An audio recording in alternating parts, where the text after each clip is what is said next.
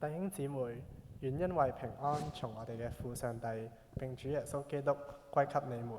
請會眾起立。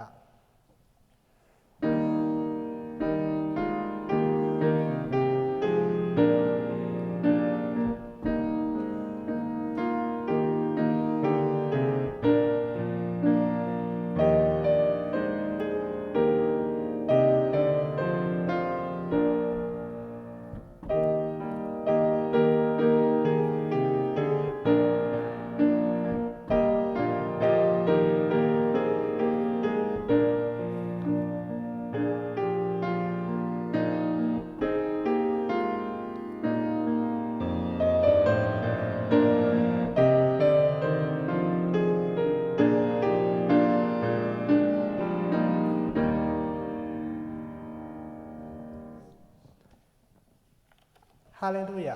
我要在正直人的大會和會眾中一心稱謝耶和華。耶和華的作為本為大，被所有喜愛的人所探尋。他所做的是尊榮和威嚴，他的公義傳到永遠。他行了奇事，使人紀念耶和華有恩惠有憐憫。他賜糧食給敬畏他的人，他必永遠紀念他的約。他向百姓顯出大能的作為，將列國賜給他們罪孽。他向百姓施行救贖，頒布他的約直到永遠。他的名聖而可畏。敬畏耶和華是智慧的開端，凡遵行他命令的有美好的見識。耶和華是永遠當讚美的。今日我哋一同聚集喺主嘅殿中，紀念關顧主日。願我哋本住自己嘅信仰，立志成為基督嘅器皿，喺世上作榜樣，服侍人群。我哋一同唱動力信望愛。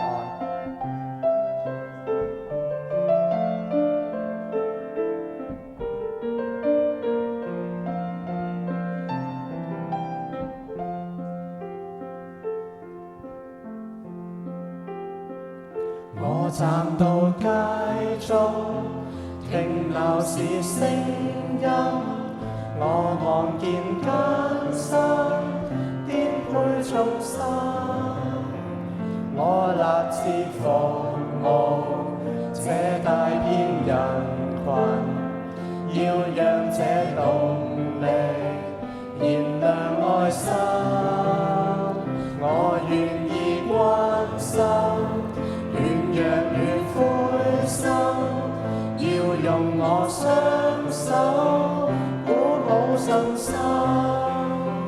我願意毅力化做我能源，晝夜去傳送信望愛。光陰匆匆，多少機會身邊經過，誰能伸手獻出關懷，不再退避？只要你與我同往，不怕冷笑與迷惘，願降卑效法基督，一生辛勤獻信望愛。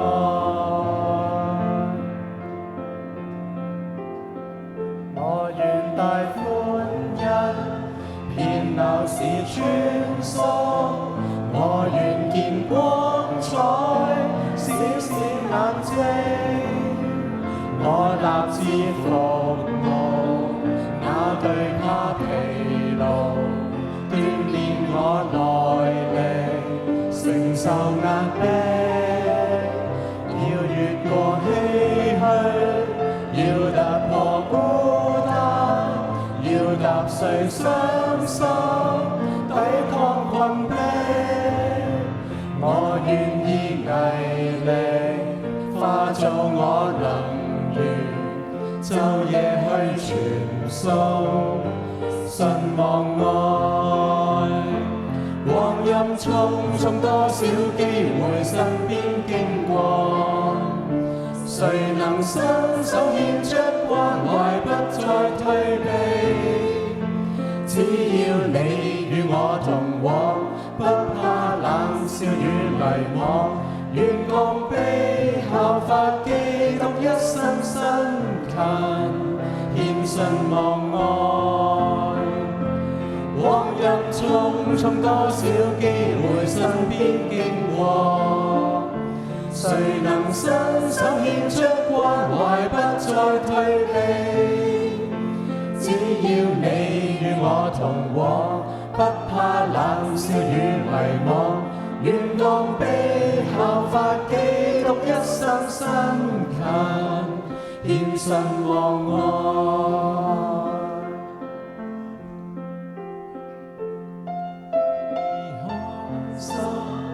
軟弱與灰心，要用我雙手鼓舞信心。我願意毅力化做我能源，晝夜去傳送信望愛。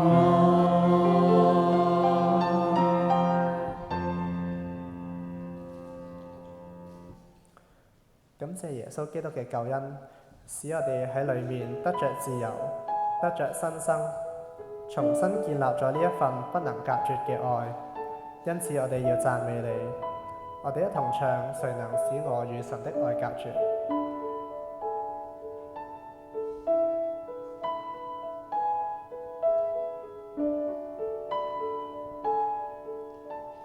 主愛偉大奇妙，至高深不可測透，竟不惜捨棄獨生子，為世間解去罪過，今得主稱作義人獲赦罪，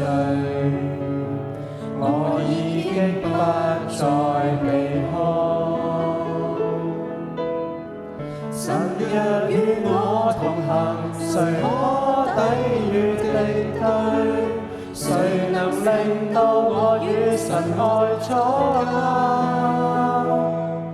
如能危險刀劍、狂風雨暴、貧困軟弱、赤身飢渴，也不可使我與神愛隔阻。縱處人生低處，常經變幻，明天今天各種波折，全亦都不可阻隔着神大愛。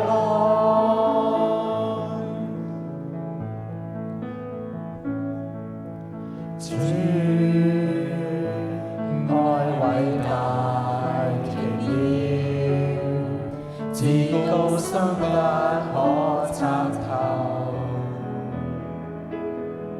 竟不惜捨棄獨生子，為世間解去罪過，今得主稱作義人獲赦罪，我已經不再被控。神若與我同行，誰可抵禦敵對？誰能令到我與神愛阻隔？如能危險刀劍、狂風雨暴、貧困軟弱、赤身飢渴，也不可使我與神愛隔阻。縱處人生低處，常經變幻，明天今天各種波折，全亦都不可阻隔着神大愛。如能危險刀劍、狂風雨暴、貧困軟弱、赤身飢渴，也不可使我與神愛隔阻。縱處人生低處，常經變幻，明天今天各種波折，全亦都不可阻隔着神大愛。全地大愛。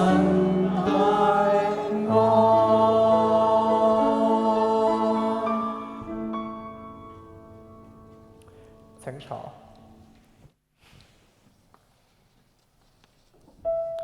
我哋不如安靜片刻，數算一下上帝喺過去呢個星期入面賜俾我哋嘅恩典啦。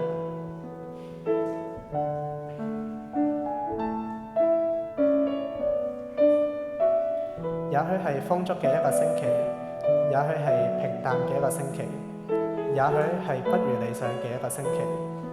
但當我哋想到我哋行嘅每一步都係同上帝一齊去行嘅時候，不妨放開雙手，讓上帝最美好嘅安排繼續延伸喺我哋嘅生活當中，讓聖靈為我哋所講唔出嘅嘆息向父代求，讓我哋嘅每一步都係被上帝嘅慈愛嚟到去引領。我哋一同唱信靠禱告。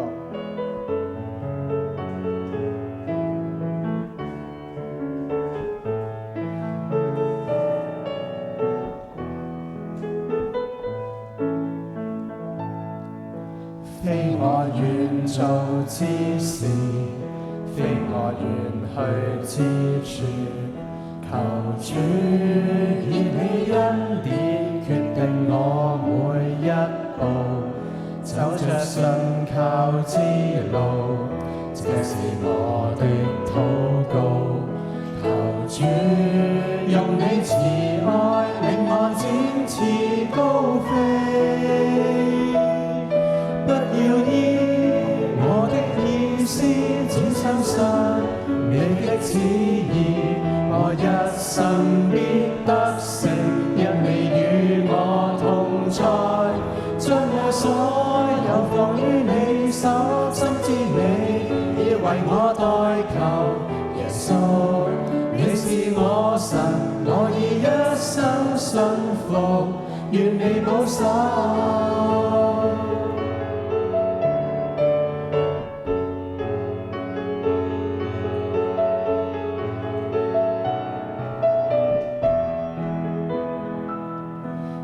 我願做之事，非我願去之處，求主以你恩典決定我每一步，走着信靠之路，這是我的禱告。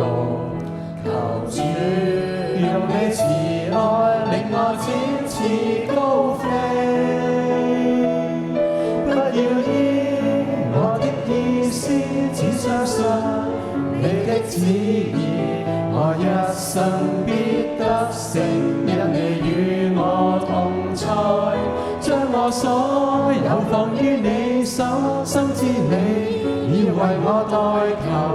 耶穌，你是我神，我已一生信服，願你保守。不要依我的意思，只相信你的旨意。我一生必得勝，因你與我同在。將我所有放於你手，深知你已為我代求。耶穌，你是我神，我已一生信服，願你保守。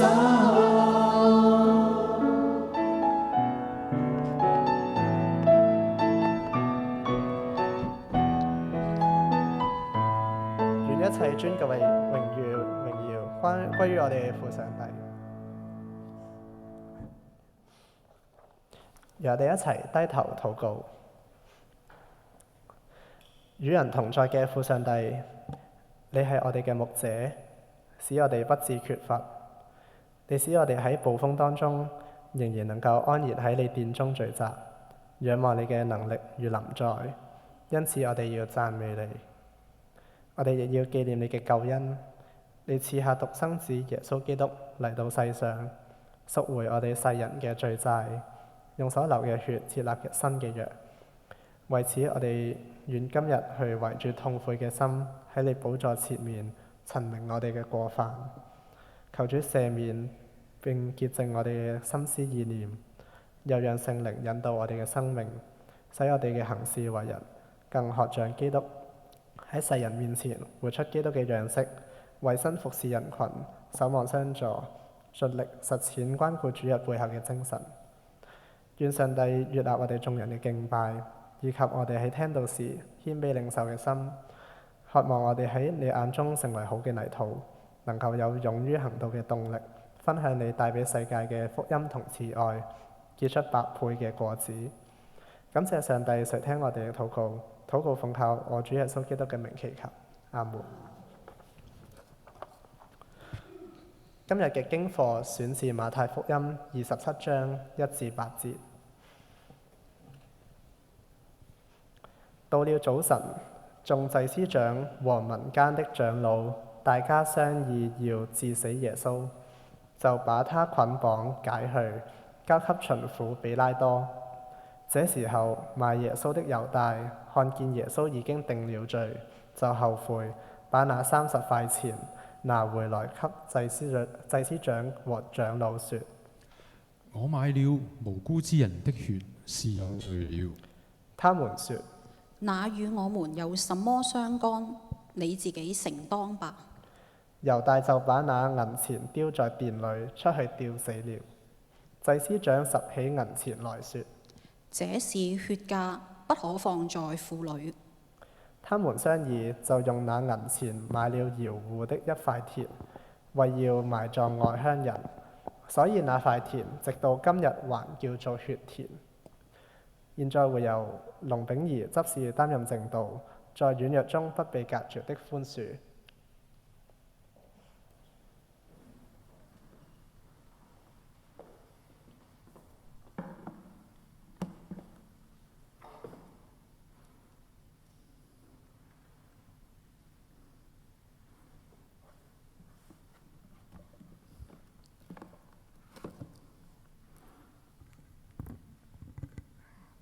各位兄姊平安，感謝上主嘅恩典，多謝主任牧師嘅安排，吩咐我今日同各位喺度分享上主嘅話語。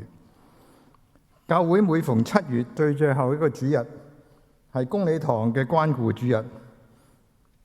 關顧主日係配合本堂關顧部嘅事工而設，包括關心本堂嘅教友嘅身體同埋屬靈嘅需要，作出適當實際嘅關懷行動。為咗配合關顧主日，我今日正道所講嘅題目係在軟弱中不被隔絕的寬恕。所用嘅經文係選自馬太福音27章1至8節。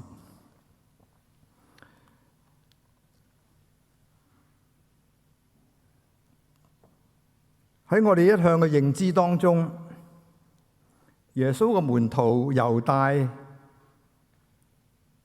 係扮演住一個反派嘅角色。佢身為耶穌所揀選12個門徒之一，但係佢出賣耶穌，導致到耶穌被釘十字架。猶大亦都成為聖經中一個備受爭議嘅人物。但係當我哋簡單地將猶大睇成一個衰人，又或者習慣將猶大塑造成一個與我哋毫無關聯嘅惡魔嘅時候，往往我哋就錯失咗佢生命帶嚟俾我哋嘅警示。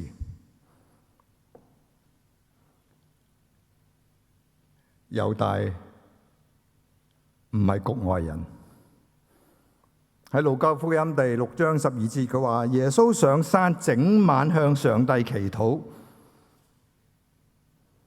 從好多人跟從佢嘅人當中揀選咗呢12個門徒，包括猶大。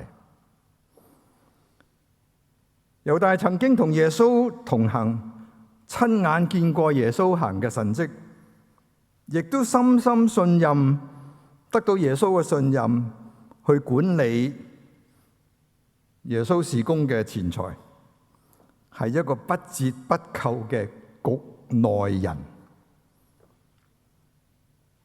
根據馬太福音27章所記載，猶大出賣耶穌之後，雖然佢心中有愧，但係冇選擇對佢嘅罪悔改，佢亦都冇選擇去尋求耶穌嘅寬恕，反而走上咗一條絕路。呢個不禁要我哋思考，猶大跟從咗夫子3年，唔通佢冇學到嗰條通往永生嘅道路咩？點解佢最終選擇自殺去了結嘅生命呢？今日關顧主日，就讓我哋一齊探討呢個以悲劇收場嘅門徒，佢最後所經歷嘅係一場冷冰嘅絕望同埋無盡嘅悔恨。我哋身為基督徒，點樣從猶大呢個結局當中反思我哋信仰嘅生命呢？請各位低頭誠心禱告。親愛天父上帝，求你與我哋同在，開啟我哋嘅心靈，聆聽你嘅話語。喺關顧主日裏邊，我哋從猶大嘅生命見到一面鏡，反映自己同樣本有軟弱。就求你嘅靈臨在，好讓我哋面對自身嘅罪疚同埋迷惘時候，不致絕望，反倒懂得回轉。主啊，求你赦免我哋個過犯，賜下寬恕嘅恩典，令我喺你嘅愛中重新站立。我哋嘅禱告係奉主耶穌基督嘅名祈求，阿門。Judas Iscariot， 加略人猶大係邊個呢？佢係乜水啊？喺四福音之中，除咗彼得同埋約翰之外，呢兩個門徒，加略人猶大確實係第3位被提及最多次數嘅門徒。原因就係佢獨特呢個悲劇性嘅角色，背叛耶穌，出賣老師。猶大呢個名 Yehuda 係當時一個非常普遍嘅希伯來名字。例如耶穌喺12個門徒當中就有2個人叫做猶大。當然今日嘅主角4福音書都註明出賣耶穌嘅加略人猶大。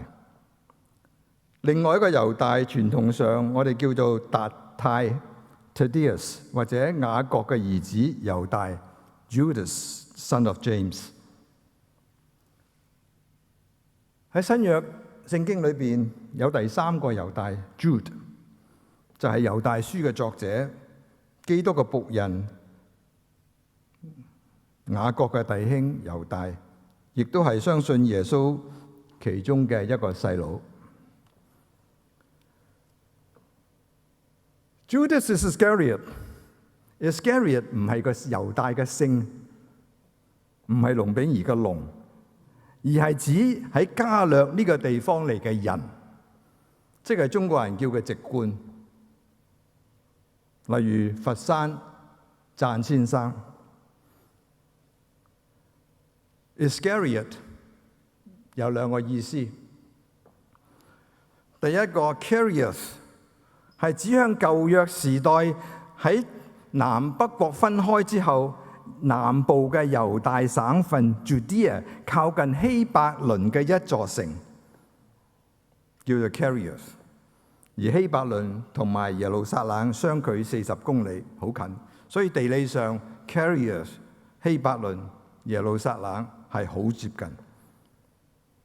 另外 Carius 呢座城嘅名字係出現於舊約約書亞記15章25節有記載，係屬於以色列派12支派中猶大支派嘅產業，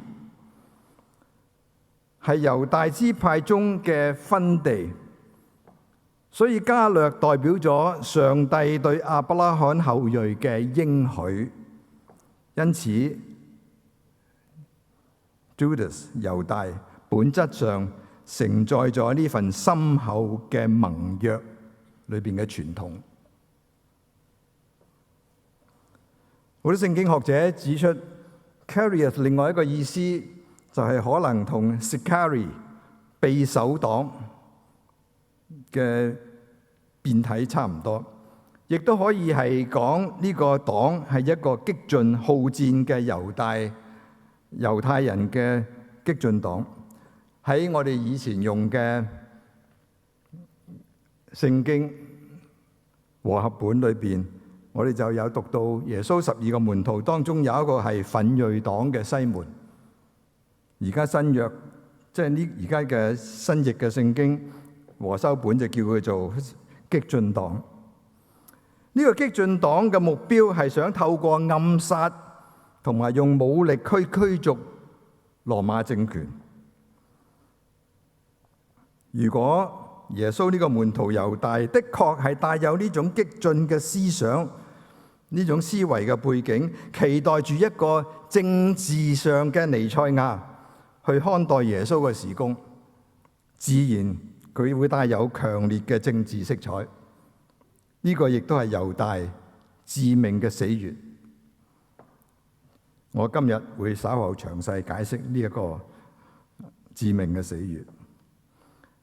加略人猶大喺耶穌嘅群體當中係唯一一個嚟自南方嘅人，其他耶穌同佢嘅門徒都係嚟自北方嘅加利利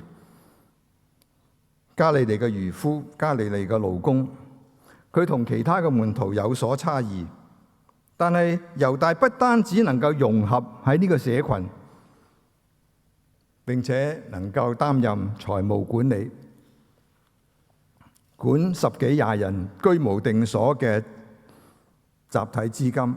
嗱，唔係13個，唔係12個門徒交耶穌啊，係10幾20人，可能更多添。陣間我會解釋。猶大安排住宿、購置食物、向窮人分發周濟嘅物資，呢啲都係需要具備良好嘅行政能力，同埋有好嘅社會脈絡關係。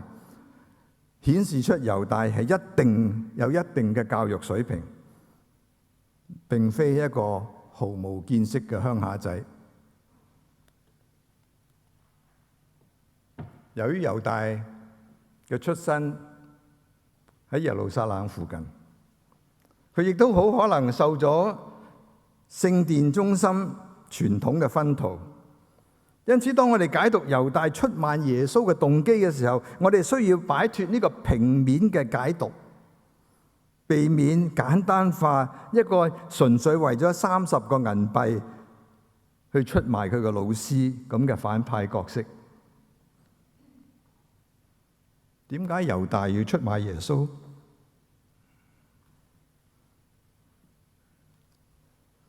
答案係唔知道。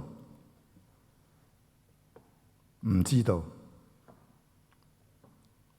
因為4福音書冇提供一個直接嘅答案。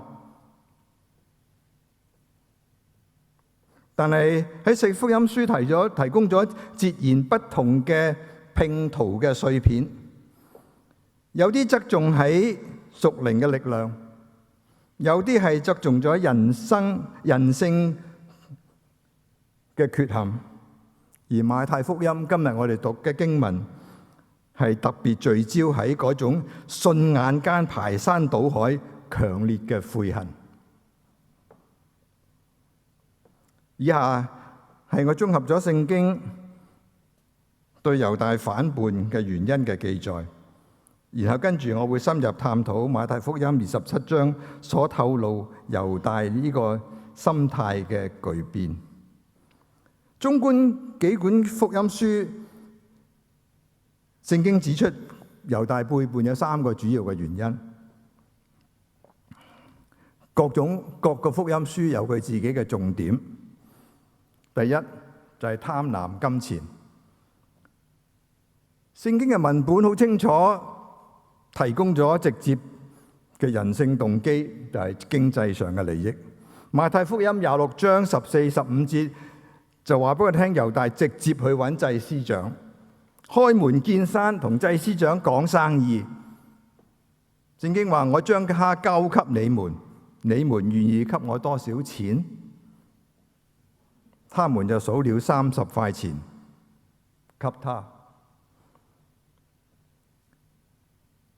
27章第6節呢度提到呢30塊錢，剛才主禮讀出就係血價，係污糟嘅錢，係唔可以放喺聖殿嘅銀庫裏邊嘅錢，係只可以拎嚟買一塊平價埋葬外鄉人嘅墓地。有聖經學者指出，30塊錢係相當當時嘅4個月嘅工資，亦都或者係買一個奴隸嘅身價。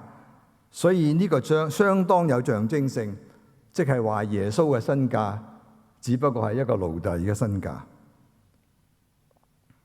約翰福音12章第6節，作者極明確刻畫出猶太嘅貪婪，指出佢係一個管錢嘅人，但係經常喺裏邊偷錢。聖經第二個解釋就係撒旦嘅影響，猶大受咗撒旦嘅影響，所以出賣耶穌。路加同埋約翰擺脫咗金錢方面，係從屬靈嘅角度去睇呢場嘅背叛。路加福音22章第3節，佢話呢個時候撒旦入了那稱為加略人猶大的心，他本是12個門徒裏的一個。約翰福音13章27節，喺最後嘅晚餐，猶大接過耶穌俾佢個餅之後，約翰就咁樣寫：撒旦就入了他的心，係撒旦入咗猶大嘅心。第三個解釋就係神聖嘅必然性，亦都係聖經上嘅預言。喺整個敘事嘅過程當中，耶穌屢次係指出呢場嘅背叛嘅發生係為咗應驗古老嘅聖經嘅預言。例如當晚耶穌同門徒洗完腳之後，約翰福音13章18節，佢引用咗詩篇第41章第9節，佢話連我自己嘅朋友，我嘅依靠，食過我嘅飯嘅人都用腳踢我。今日讀嘅聖經馬太福音27章，但係冇讀第9節。第9節就係咁樣話，應驗咗先知耶利米嘅話，佢係用攞30塊錢，就係那被估定之人嘅價錢，係以色列人中所估定嘅。呢啲都係解釋咗神學上嘅原因。但係猶大個人內心嘅動機仍然係停留咗喺佢自己個人嘅選擇當中。當我哋轉向馬太福音27章1到第8節嘅時候，呢段嘅經文可以推斷咗幾個關鍵嘅原因，解釋咗點解猶大突然間醒悟，知道自己做咗一件極其錯誤嘅事。但係可惜為時已晚。第一節27章第一節提到眾祭司長同埋長老要處死耶穌。第3節提到猶大係看見耶穌已經被定了罪，就後悔。呢個處死同埋定罪係幾乎出乎猶大意料之外嘅一種判決。猶大係冇諗過會咁樣判決，所以猶大整個嘅精密盤算喺瞬間間全盤崩潰。聖殿嘅當權者利用呢個內部嘅線人，隱瞞咗最終殺耶穌嘅意圖。佢哋付咗賞錢，得到咗情報，將耶穌拘捕，連夜召開緊急嘅非法公會嘅審判，執意判處死刑。猶大最後發覺對耶穌清白無辜絕對嘅認知，講出咗良心嘅說話。第4節，我犯了罪，背叛了無辜人的血。喺古代猶太人嘅法律當中流無辜人嘅血係帶有極其沉重嘅道德代價同埋詛咒。猶大唔僅僅係承認自己嘅過犯，更加係承認咗耶穌喺面對呢個叛國嘅指控嘅時候係完全清白，係完全無辜嘅。當猶大清醒意識到自己被利用嚟去定一個無辜人嘅罪嘅時候，呢份沉重、被欺騙、被屈辱嘅罪惡感，即刻將佢推去絕望嘅深淵。猶大攞咗呢30塊錢，並冇遠走高飛去享受人生。猶大試圖歸還俾聖殿嘅祭司，但係遭到拒絕。佢於是就將呢30塊銀錢丟喺聖殿嘅殿廳裏邊。聖經講得好清楚，係丟喺聖殿裏邊，唔係喺個回廊外邊嘅回廊。外邊嘅回廊係好多人可以執嘅，而係喺聖殿嘅殿廳裏邊係只有祭司先入到。即係話啲祭司長係要用佢親手攞翻呢30塊嘅血錢。當猶大向宗教領袖坦誠自己嘅罪咎嘅時候，佢得到個回應係極其冷酷同埋殘忍。祭司話：那與我們有什麼關係？你自己去承當吧。猶大頓時感到無助同埋絕望。當聖殿嘅當權者已經達到咗佢哋嘅政治目的，耶穌已經落喺佢哋嘅手上，呢一刻聖殿嘅大門突然關咗，大祭司甚至唔願意提供俾猶大任何贖罪認錯嘅機會。猶大意識到自己俾耶路撒冷宗教權威所出賣，同時佢自己又切斷咗耶穌同埋其他佢門徒嘅關係，最終驅使走向自己自殺嘅道路。局中有局，呢個係現實人生中最殘酷嘅篇章。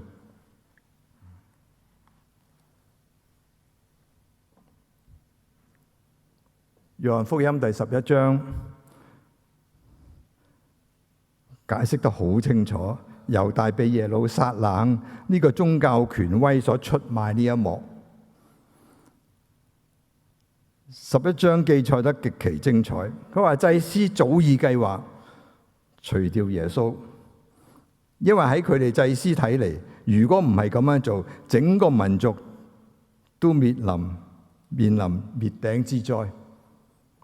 當你將呢份記錄喺約翰福音嘅政治恐慌，同埋馬太福音27章猶大嗰份痛徹心扉嘅悔恨做一個 parallel 對照嘅時候，一幅令人唏噓嘅畫面即刻浮現出嚟，清晰展現咗聖殿嘅當權者如何運用呢一場嘅陰謀，使猶大淪為呢一場黑暗政治大局中嘅一粒棋子。約翰福音11章48節，赤裸裸揭示咗猶大公會內心深處嘅恐懼。聖經講話：若放走耶穌，人人都會信他。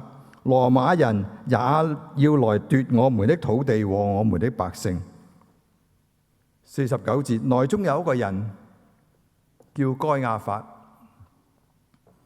係本年作大祭司。該亞法對他們講：你們不知道什麼，獨不想一個人替百姓死，免得通國滅亡，就是你們的益處。換句話，即係話你哋識乜嘢啊？係要耶穌去死，然後你哋先至可以免得羅馬人去剿滅你哋。所以從嗰日起，53節，他們就商議要殺耶穌。聖經講得好清楚。對猶大、對大祭司該亞法嚟講，呢一場係絕非簡單嘅一場宗教教義嘅爭議，而係一場整個猶太民族生死攸關、國家存亡嘅危機。如果耶穌喺逾越節期間引發咗一場暴動，因為嗰陣時有以數百萬計嘅朝聖者嚟到耶路撒冷，因為嗰陣時係逾越節，羅馬軍隊勢必進行一個血腥嘅鎮壓，使整個猶太嘅社群滅亡。於是佢哋要速速處決耶穌，呢個係佢哋諗到唯一能夠維護政治生存嘅上之策。喺該亞嘅心中，佢認為佢做嘅係對嘅事，佢認為應該係應該做嘅事。因為問題在於佢哋冇辦法喺逾越節光天白日之下公然去逮捕耶穌，因為咁樣做只係引發一場佢哋極力想避免嘅暴動，但係佢冇辦法去捉拿耶穌。其實聖殿嘅人唔需要猶大幫手去捉耶穌，因為人人都認得耶穌。但係呢個時候，猶大就啱啱自己送到上門，因為猶大所能夠提供嘅，佢掌握嘅就係耶穌核心圈內嘅行蹤嘅即時嘅情報啊嘛。佢對耶穌嘅私人嘅作息了如指掌，尤其是佢能夠提供耶穌入夜之後，為咗避開人群去客西馬尼園一個僻靜隱密、容易落手逮捕嘅地方。呢一場驚天大陰謀最諷刺嘅係在於祭司出於拯救民族免於被毀滅嘅一場政治考量而設嘅局，而猶大亦都係基於佢自己自身嘅動機而出於嘅行動，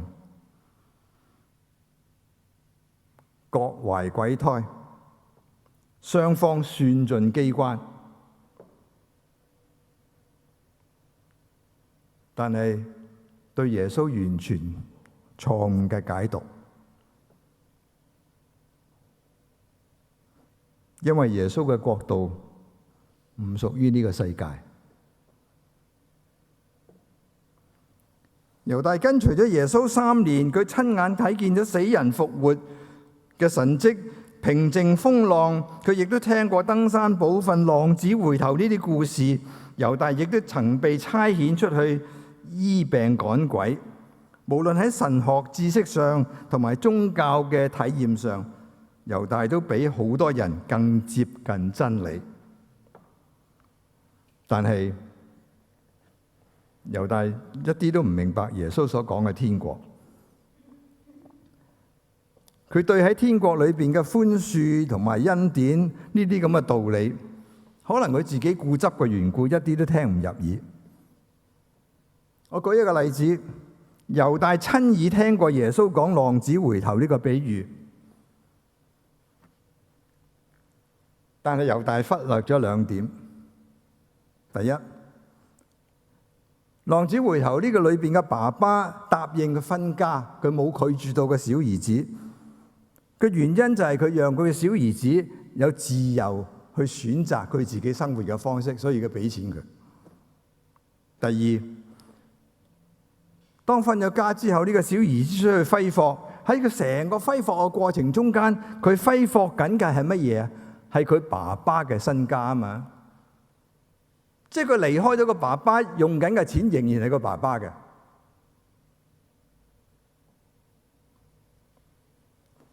當佢仍然活喺父親蔭庇之下，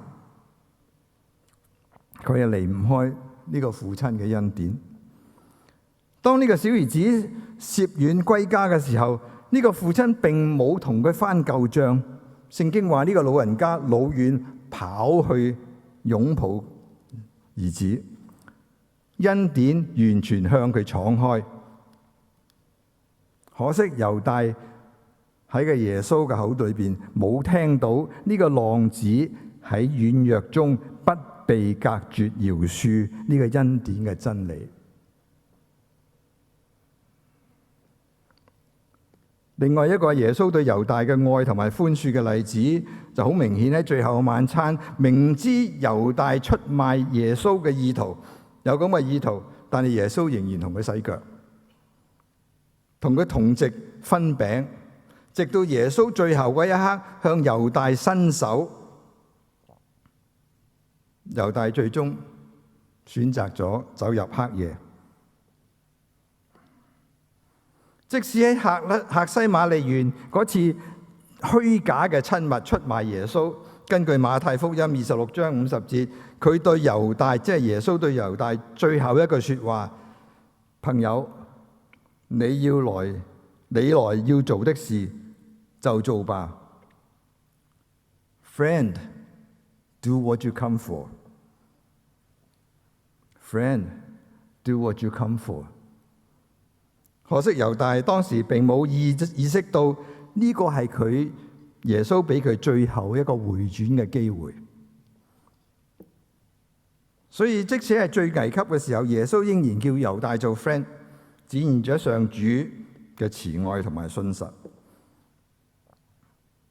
由耶穌受審到上十字架，的確嘅猶大係冇機會親身見面，同耶穌面對面認錯悔改。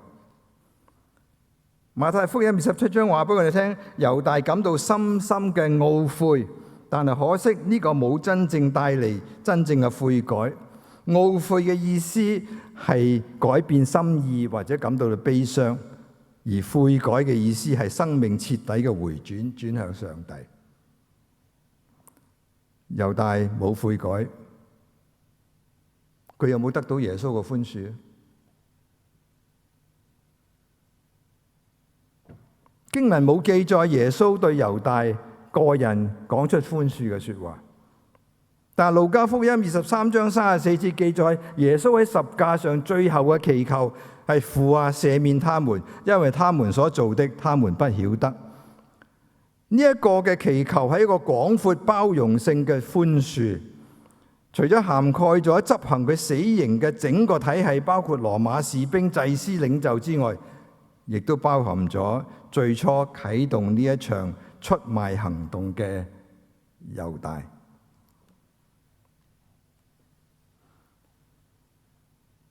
當我哋將猶大同埋彼得作一個對比嘅時候，其實彼得同樣遭遇咗呢個慘痛嘅失敗。猶大同彼得兩個人都深深感受到佢自己背叛咗主子耶穌，但係彼得後來喺加利利嘅海灘上，佢悔改，重新得到耶穌面對面嘅挽回，最終喺復活嘅主面前接受咗寬恕，接受咗愛，同埋接受咗重新嘅託付。各位兄姊，我哋點樣從猶大冷冰同埋無盡嘅悔恨嘅結局當中反思一下我哋自己現實中嘅生命，點樣喺我哋嘅信仰裏邊作一個取決呢？喺人類歷史上留下咗一個令我最痛心嘅問題，呢個問題就係記載喺路加福音22章48節，耶穌問猶大：你用親吻來出賣人子嗎？ Judas, are you betraying the Son of Man with a kiss? 呢個猶大之吻，呢個 kiss， 本來就係一個最親密嘅舉動，但係竟然被扭曲成為一個謀殺老師嘅暗號。我講咗好多次，猶大唔係局外人，係局內人。我哋不禁要問，一個跟隨咗耶穌咁多年，聽到主宣講永生國度嘅人，點解仍然會選擇走向歧途啊？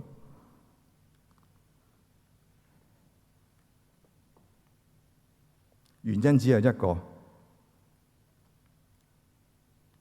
就係猶大對天國嘅誤讀，雖然有佢按照住耶穌嘅教導，付出咗跟隨耶穌嘅代價，選擇放棄喺加略地自己嘅家人，北上去參加耶穌呢個群體。可惜呢一切親近神聖嘅事同埋物，呢一切嘅屬靈嘅言語，都冇法取代猶大對上帝國嗰種錯誤嘅要求，係吻合佢嗰種扭曲咗嘅理想主義。猶大係可以完全融合呢個群體之中，但係佢嘅心依然係遠離上主嘅心意，佢嘅內心並冇回轉。老實講，當日唔明白天國嘅旨意嘅，何止猶大一個啊？其他11個門徒何嘗不是呢？佢哋同樣聽咗好多嘅天國嘅比喻，但係佢心中對天國嘅想像仍然係停留咗喺地上王國嘅統治，即係想解放以色列脫離羅馬嘅統治。路加福音22章24至28節好清楚話俾我哋聽。到最後嘅晚餐，最危急嘅時候，耶穌講到自己即將被出賣，並且會死。呢12個門徒有咩反應啊？路加福音裏邊22章，門徒有咩反應啊？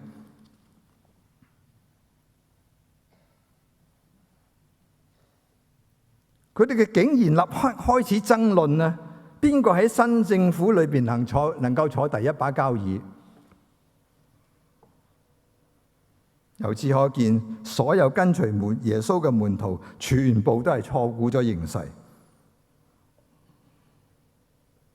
全部錯估形勢。但係點解只有猶大一個係走向自己毀滅嘅道路啊？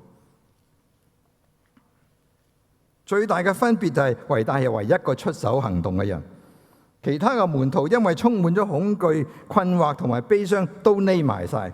有幾個仲走返去加利利重操故業，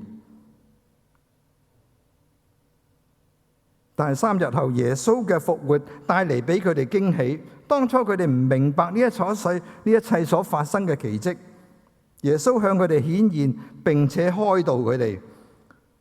耶穌將佢自己嘅復活同埋數千年嚟嘅應許、聖約同埋預言直接連埋在一起。然後呢班門徒先至恍然大悟。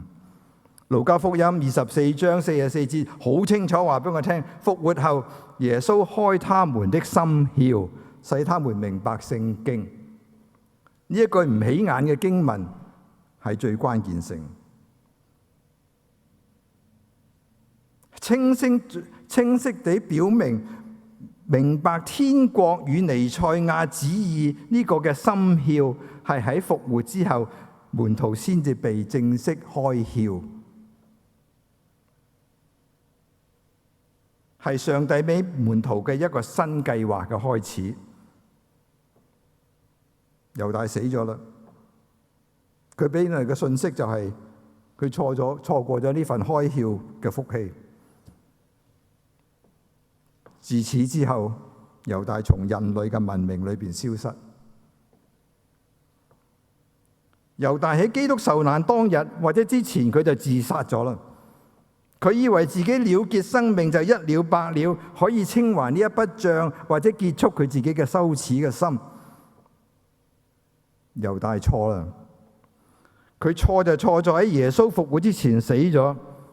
點解啊？因為呢個成為咗與基督完完全全嘅隔絕啊，徹底同上帝任何復活嘅機會隔絕啊！呢份重建同復和，正係復活嘅主為門徒所預備走向永生嘅一個福分嚟嘅。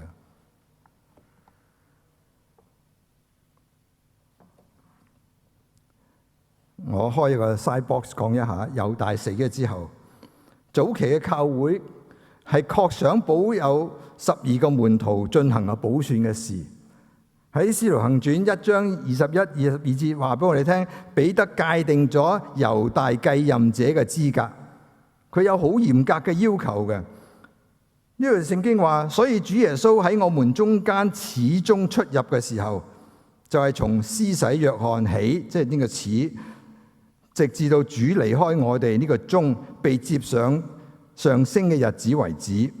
呢個人啊，呢新選呢個人必須從那日常與我們作伴嘅人中立一位與我們同作耶穌復活嘅見證。所以佢哋要選一個人，係由始至終都係跟住佢哋一齊嘅，包括耶穌復活之後，佢能夠有個見證。彼得列出呢一份咁嚴格、咁高要求嘅履歷，呢一份嘅要求就係嚟自路加福音24章。頭先我講門徒避開竅嗰個心竅，門徒要開咗心竅，先至能夠升任做天國福音嘅傳遞者。我哋都係一樣。如果我哋未開竅，係冇資格做呢個福音嘅傳遞者。而猶大係永遠冇辦法履行呢個職分、呢個使命。所以由此可見咧，頭先我話猶大係管唔止13個人嘅錢嘅食宿嘅各樣嘅嘢，因為如果係咁樣嘅要求，一定係多過13個人一齊。多過12個門徒同耶穌一齊，一定係有一班人跟住佢哋，只不過聖經係冇記載。但係從呢度睇翻轉頭就知道，如果唔係你點選馬提亞出嚟啫？從始至終要跟住佢哋喎，所以一定係多過13個。各位，喺我哋人生裏邊係冇如果嘅。但係如果猶大真係多能夠活多3日，咁呢個復活嘅耶穌就肯定好似揾彼得一樣去主動揾猶大。所以呢個如果提醒咗我哋，僅僅因為我哋今日睇唔到出路，並唔意味着上主冇為我哋明天嘅復活發動奇妙嘅工作去準備。耶穌嘅復活帶俾每一個信徒徹底重塑自己生命嘅機會。我哋所信嘅十架同埋復活帶嚟一個信息，呢個信息就係冇任何嘅罪係大到連上帝嘅恩典都冇辦法覆蓋。呢個就係我哋所信，我哋嘅信仰帶俾我哋每一個基督徒嘅盼望。呢個就係推進基督徒人生嘅引擎，呢個就係做基督徒嘅福氣。各位兄姊，上帝嘅寬恕正係等待緊向佢回轉嘅人。願上主祝福各位，願一切榮耀頌讚歸於人類嘅救贖者，三位一體嘅上帝，誠心所願。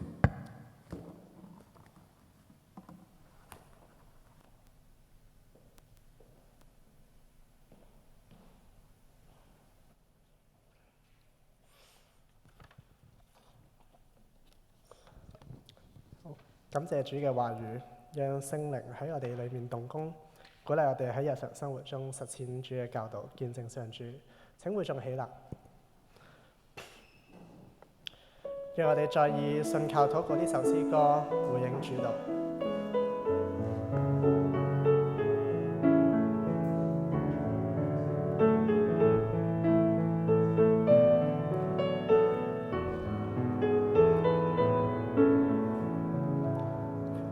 非我願做之事，非我願去之處，求主以你恩典決定我每一步，走着信靠之路，這是我的禱告。求主用你慈愛令我展翅高飛，不要依我的意思，只相信你你的旨意，我一生必得勝，因你與我同在，將我所有放於你手，深知你已為我代求。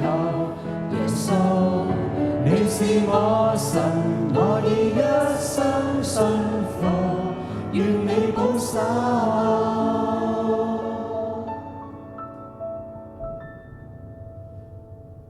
請坐。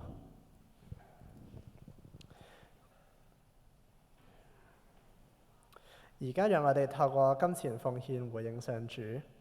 今日係關顧主日，為彰顯基督精神彼此分享，本堂嘅崇拜第二次捐會改為敬老捐，第一次係主日捐，第二次係敬老捐。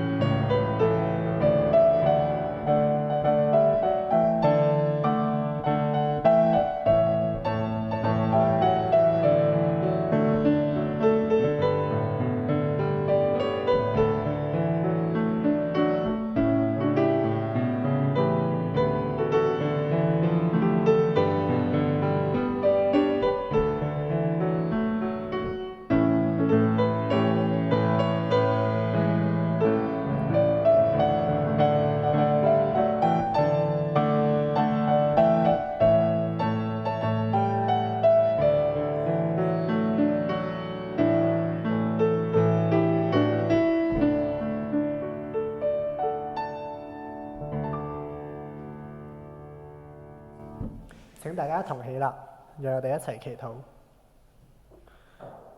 全能嘅上帝，施恩嘅主，一切美善嘅事物都係你所賜予嘅。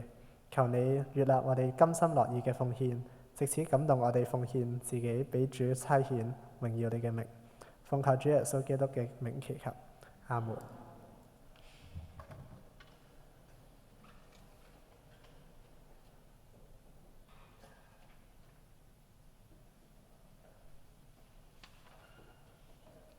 請坐。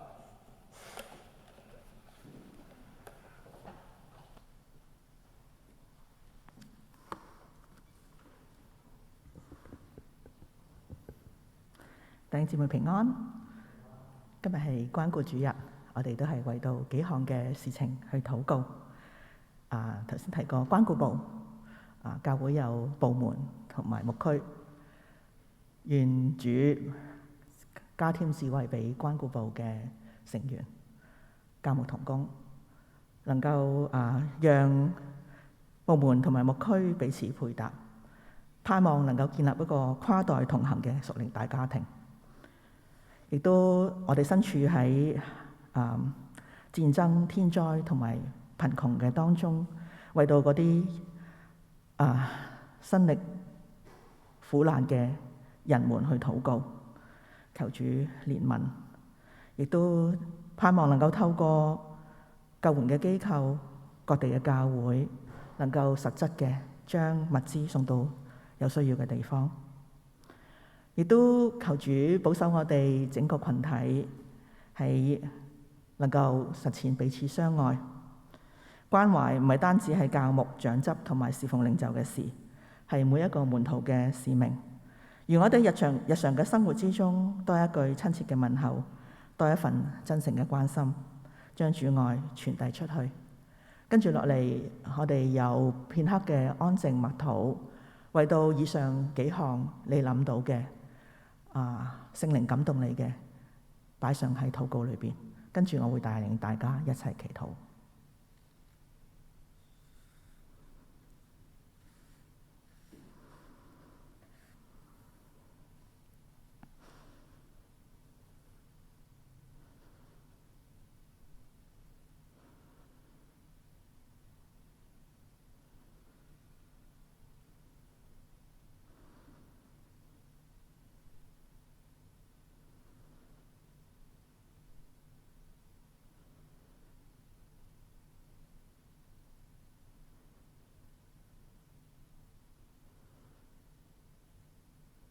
我哋同心禱告，愛我哋嘅天父上帝，好多謝你賜下耶穌基督，冇嘢能夠將我哋同耶穌基督嘅愛隔絕。主啊，願我哋所領受嘅道喺我哋心中成為好大嘅提醒，叫我哋喺呢個你賜俾我哋人生裏邊，好好嘅珍惜呢一份救恩，去將你嘅關懷同埋呢份慈愛去帶俾身邊嘅人。縱然我哋有軟弱，但係你所賜嘅寬恕係超越我哋一切嘅軟弱同埋罪。只要我哋有願意悔罪嘅心，你就憐憫，你就赦免。實在我哋係不配，但係你卻係咁樣去愛我哋。你將我哋擺喺教會嘅群體裏邊，求天父你幫助我哋，唔單止係關顧部嘅部員，而係每一位弟兄姊妹，我哋都信服、信靠耶穌基督，學效耶穌基督嘅榜樣，去真誠嘅關心身邊嘅人，特別喺患病嘅、喺軟弱嘅、經濟有困難嘅肢體嘅裏邊，求天父你差派使者，就係我哋每一個去到你愛嘅人身邊，將呢一份從上帝而嚟嘅愛去帶俾呢個世界。特別喺我哋身處嘅世代，唔單止係有天災，更加係有好多人禍同埋戰亂。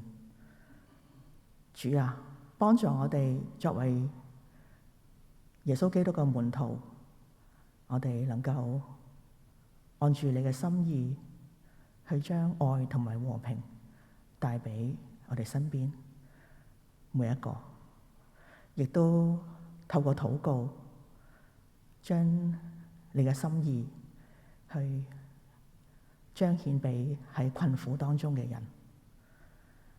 主啊，幫助我哋唔單單係單顧自己嘅事，亦都係去顧念別人嘅事，亦都喺關顧別人之先，我哋都懂得去關顧自己，以致我哋有力量、真心嘅、誠意嘅，將主呢份愛去傳揚出去。主啊，多謝你垂聽我哋同心合意嘅禱告，祈禱奉主耶穌基督得勝嘅名字而求，阿門。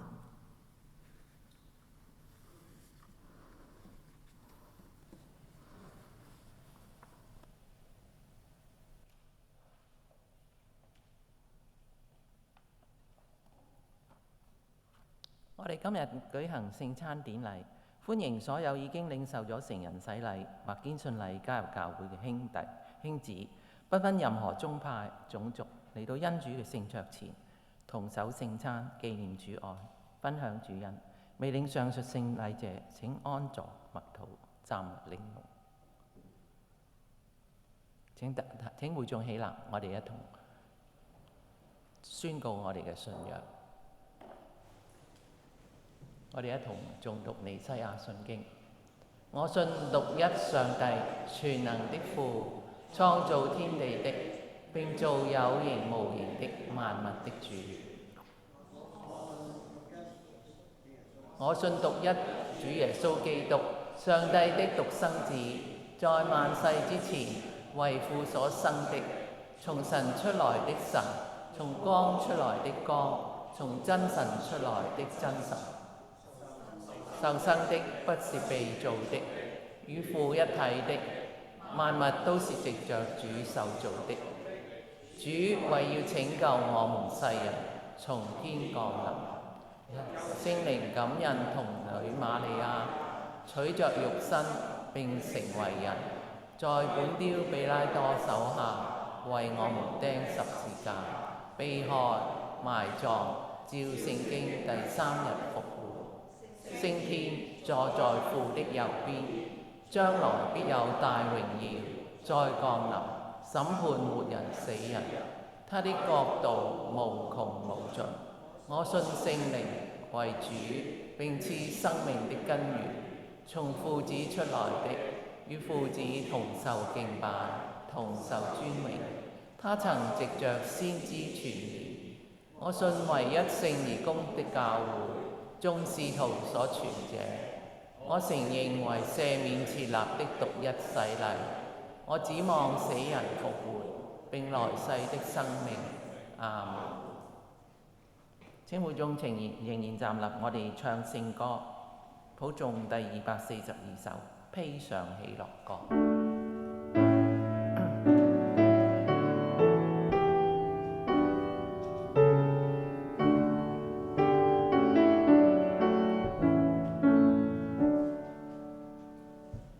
我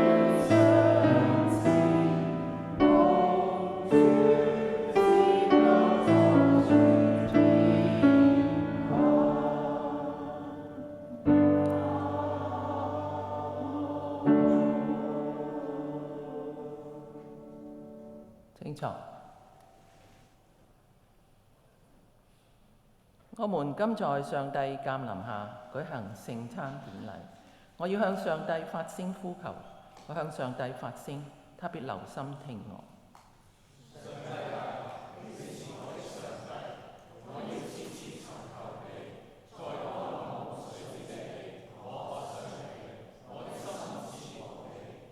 我的心默默無聲，專等候上帝。我的救恩是從你而來。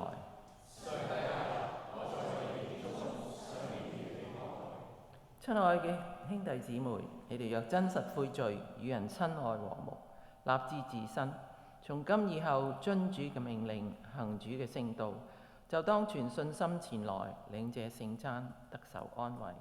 我們先應當在無所不能嘅上帝台前恭敬坐下，低頭認罪。現在讓我哋一同反思己過，靜默片刻。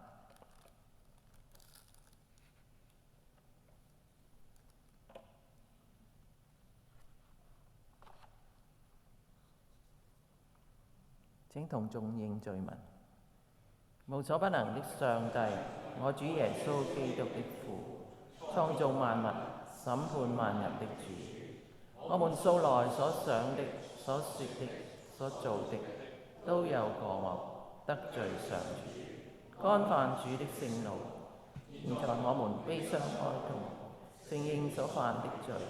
我們因為這些罪，深深懊悔，思想我們的過惡，心裏憂傷。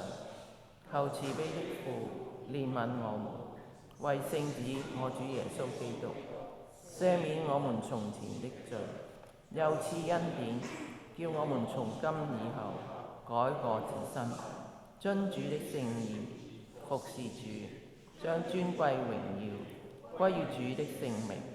這是靠主耶穌基督求的。阿們。無所不能嘅上帝，我哋嘅天父，主曾發大慈悲，應許將赦罪嘅恩賜俾誠心悔罪、真實信靠主嘅人。而家求主憐憫我哋，赦免我哋，救我哋脫離所犯嘅一切罪惡，激發我哋，堅固我哋，使我哋勇於為善，能夠得永遠嘅生命。呢個係靠我主耶穌基督求嘅。阿門。請聽聖經上對謙卑懊悔嘅人所說嘅話。若有人犯罪，在父那裏我們有一位中保，就是那義者耶穌基督。他為我們的罪作挽回的祭，不是單為我們的罪，也是為普天下人的罪。我們若承認自己的罪，上帝是信實的，是公義的，必要赦免我們的罪，洗淨我們一切的不義。現在讓我哋齊聲以主耶穌教導我哋嘅向天父祈禱啊！我們在天上的父，願人都尊父的名為聖，願父的國降臨，願父的旨意行在地上，如同行在天上。我們日用的飲食，求父今日賜給我們，又求饒恕我們的罪，因為我們饒恕得罪我們的人。不叫我們遇見試探，拯救我們脫離兇惡。因為國度、權柄、榮耀，全是父的，直到永遠。阿門。各位弟兄姊妹，讓我哋一同嚟到主嘅聖桌前，感恩謝禱。全能嘅聖父，昔在、今在、永在嘅上帝啊！無論喺何時何地，感謝讚美你，實在係合宜同埋美好嘅。你藉住活潑嘅道創造萬物，又宣告佢哋係美好嘅。你照住自己嘅形象創造人類，使我哋分享你嘅生命同埋反映你嘅榮耀。天父啊，你為要救贖我哋，曾發大慈悲，使獨生聖子耶穌基督喺十字架上受死。基督喺十字架上獻上己身，為世人作完全嘅贖罪祭，只此一次。佢又設立聖禮，叫我哋常常紀念佢嘅受死，並且喺聖福音書上吩咐我哋常常奉行，直到佢再降臨嘅時候。而家我哋恭敬祈求慈悲嘅父賜下聖靈，施恩賜福呢個感恩筵席嘅餅同埋杯，又求父應允我哋嘅禱告，賜俾我哋恩典，使我哋遵依聖子救主耶穌基督嘅命令，紀念佢嘅受死遇害，領受主所賜呢個餅同埋杯，就係領受佢嘅聖體寶血。而家你嘅僕人謹奉聖父、聖子、聖靈嘅名喺呢度舉行聖餐儀節，願主駕臨賜福。阿門。喺主耶穌被賣嗰夜，佢拿起餅來，祝謝了就擘開，分給他的門徒說：你們拿着吃，這是我的身體，為你們捨的。你們應當如此行，為的是紀念我。飯後又拿起杯來，祝謝了，遞給他們，說：你們都要喝，這杯是我立新約的血，為你們和眾人免罪而流的。你們每逢喝的時候，要如此行，為的是紀念我。而家讓我哋一同用謙卑感恩嘅心，虔守聖餐，共沐主恩。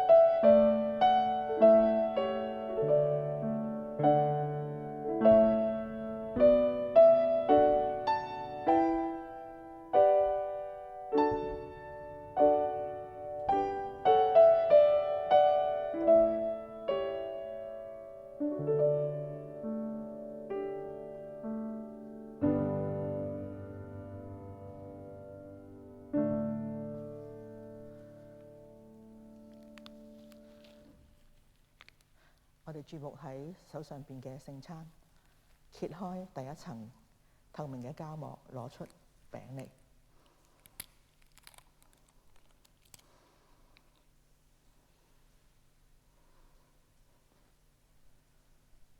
主耶穌話：呢個係我身體，為你哋捨嘅。而家請大眾一同吃，紀念主為我哋捨身，應當心內信服、感謝，然後領受。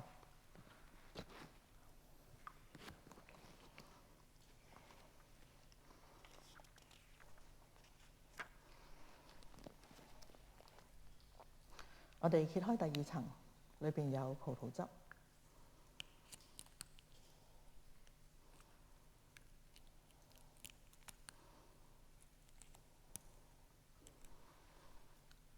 主耶穌話：呢個係我立新約嘅血，為你哋免罪而流嘅。而家請大眾一同喝，紀念主為我哋流血，應當心內信服、感謝，然後領受。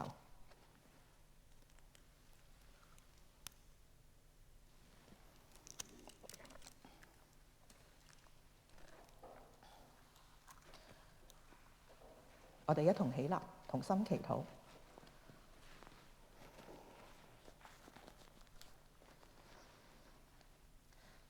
全能永在嘅父上帝，我哋感謝你，因為你用你獨生聖子嘅身體同埋寶血養活我哋。求聖靈恩助我哋，使我哋能夠喺每日嘅生活之中長進，知道點樣去實行你嘅旨意，服侍人群，見證上主。願所有嘅尊貴同埋榮耀都歸於三位一體嘅真神，至高嘅主宰。阿門。請仍然站立，領受從上帝而嚟嘅差遣同埋賜福。我謹奉聖父、聖子、聖靈嘅名，差遣你哋回到工作同埋生活崗位，常常盡心、盡性、盡意、盡力，敬愛上帝，愛人如己。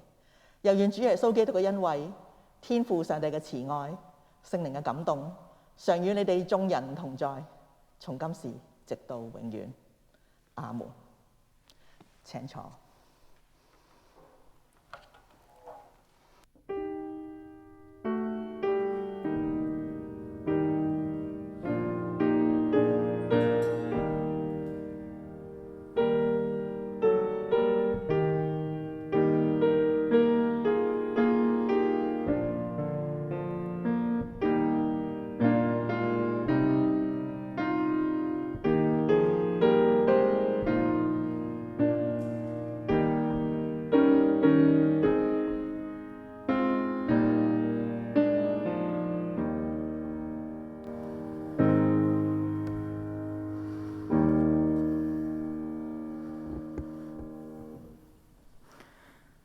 跟住落嚟，我哋有家事嘅關心。咁首先呢，歡迎第一次嚟到公理堂參加崇拜嘅來賓。請問在座當中有冇呢？如果有呢，你可以舉一舉手，示一示意，等我哋可以歡迎你。都嚟過咯喎。咁我哋同隔離嗰位互相問安，願喺風雨之中你有平安。咁我哋咧睇下其他嘅活動啦。馬大交流會8月1號咧有活動，週末咧係茶聚，地點喺8樓，時間咧係下晝2點鐘。而福音粵曲組嘅分享會亂世中嘅平安係喺8月15號，時間咧係下晝2點到4點，地點喺6樓嘅演奏廳。內容係笙歌萬舞頌主恩，包括咧有福音粵曲、讚美操、守靈同埋福音嘅信息。如果大家有興趣咧，請到辦事處或者係主日地下大堂索取門券，額滿即止。有關第98屆港九培靈研經會，大家都喺期待嘅裏邊嚇。8月1號至到10號，總題係翻轉生命，更新事主。本堂咧將於禮頓道堂1樓副堂現場直播各堂嘅聚會，請大家留意。公理堂助學委員會嘅通告：凡申請助學者，最遲喺8月9號辦理有關手續。主要嘅對象係升讀本港嘅中學或者大專嘅年青人，詳情可以參閱週刊。而另外百年樹人培才專款係為到有志修讀有關神學、宗教教育同埋教會行政等等嘅課程提供嘅津助。有意申請嘅亦都可以去辦事處索取簡則同埋申請表，亦都係要喺8月9日之前交回。凡係考慮全時間或者部分時間攻讀神學課程嘅弟兄姊妹，可以同譚日升牧師聯絡。最後一個同工嘅消息，黃可安宣教師將於7月31號至到8月3號帶領台北訪宣團。我見到咧訪宣團都有啲弟兄姊妹喺度啊，咁啊，係咪啊？好啊，咁我哋祈禱咧，盼望佢哋行程咧好有豐富嘅領受。今日嘅報告咧係到呢度，我哋可以散會，亦都如果有時間咧可以留喺度，大家互相祝福。